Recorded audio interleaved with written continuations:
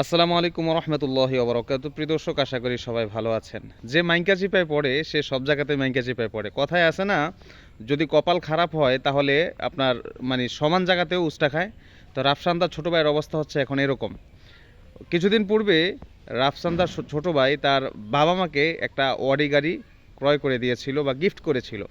তারপরে আলোচনায় আসে রাফসানদার ছোটো ভাইয়ের আব্বা 2016 সালে যে 2 কোটি টাকা লোন নিয়েছিল ব্যাংক থেকে, সেই 2 কোটি টাকা 2016 সালে নিলেও এখন 2024 সাল চলছে, প্রায় 10 বছরের কাছাকাছি 10 বছর চলছে, তারপরেও সেই ঋণ পরিশোধ করার কোনো নামগন্ধ নাই। যখন রাফসানদার ছোটো ভাই সেই ব্যাপারে একটা ভিডিও বানাইলো, খুব সাধু সাজলো, তারপরে সবাই তার সেই কথায় পিছলা খায়া একেবারে আবেগে আবেগাপ্লুত হয়ে গিয়েছে। রাফসানদার ছোটো ভাই যে ইদানিং একটা ড্রিঙ্কস বের করেছে লিচুর এবং তরমুজের, সেই ড্রিঙ্কসটা নাকি একেবারে সম্পূর্ণ বিএসটিআই এর সিল মুক্ত।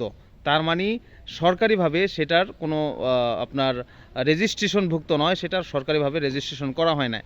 এই যে দেখেন, যাদের টাকা আছে তাদের টাকায় আরও টাকা টাইনা আনে। তো এদের অবস্থা হচ্ছে এরকম, টাকা আছে বিধায় তারা কিভাবে টাকা তৈরি করবে সেই পলিসি খুঁজতে খুঁজতে তাদের মাথার চুল অর্ধেক বেঁকে যায়।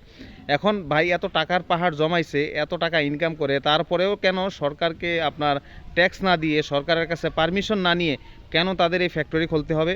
আর এই ফ্যাক্টরি খুলছে ঠিক আছে, ভালো কথা, কিন্তু এই ফ্যাক্টরির মধ্যে যে অস্বাস্থ্যকর পরিবেশে সাধারণ অপরিচ্ছন্ন মহিলাদেরকে দিয়ে সেই ড্রিঙ্কস তৈরি করা হতো, এই ভিডিও ফুটেজ ভাইরাল হওয়ার পরে তাদের জরিমানা করেছেন 30,000 টাকার মতো। তো যাই হোক, মাইকা চিপায় পড়লে মানুষ বুঝতে পারে যে আসলে তার সময়টা কেমন যাচ্ছে। তো রাফসানদার ছোটো ভাইয়ের অবস্থাটা এখন ওই রকম চলছে। তো ভাই, আপনাদেরকে একটা কথা বলতে চাই, সেই কথাটা হলো যে কিছু করবেন তখন মিল্টন সমাদ্দারের মতন একটা হুমকি দিবেন যে প্যান বানাইছি, মুতুন্না জায়গা রেখে বানাইছি। তো আপনারা সেই প্রস্রাব করার জায়গাটাও যদি না রাখেন তাহলে তো কয়দিন পর আপনারা ধরা খাবেন।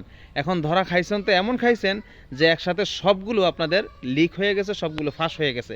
এখন ডান দিকেও ফিরতে পারেন না, বাম দিকেও ফিরতে পারেন না, পরিস্থিতিটা এখন এরকম হয়ে গেছে।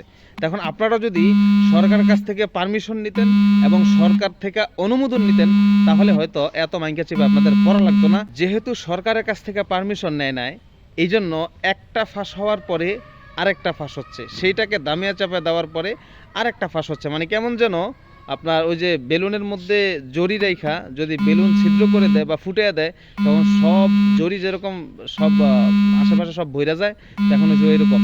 এখন পরিস্থিতি খারাপ দেখা বা বেআইনিভাবে কাজ করেছে বিদায় একটার পর একটা তাদের ইস্যু বাইর হইতেছে। এখন আল্লাহ জানে আরও এই যে ড্রিঙ্কস ছাড়া আরও তাদের কি এরকম ব্যবসা আছে যারা বাংলাদেশের জনগণের টাকা লুইটা, বাংলাদেশের জনগণের টাকা নিয়ে তারপরে তারা বিজনেস করে কোটি কোটি টাকা বানাইতেছে। তো রাফসানদার ছোটো ভাইয়ের সেই ব্লু ড্রিঙ্কসের ব্যাপারে আপনাদের মন্তব্য কি কমেন্ট বক্সের মধ্যে জানিয়ে যাবেন।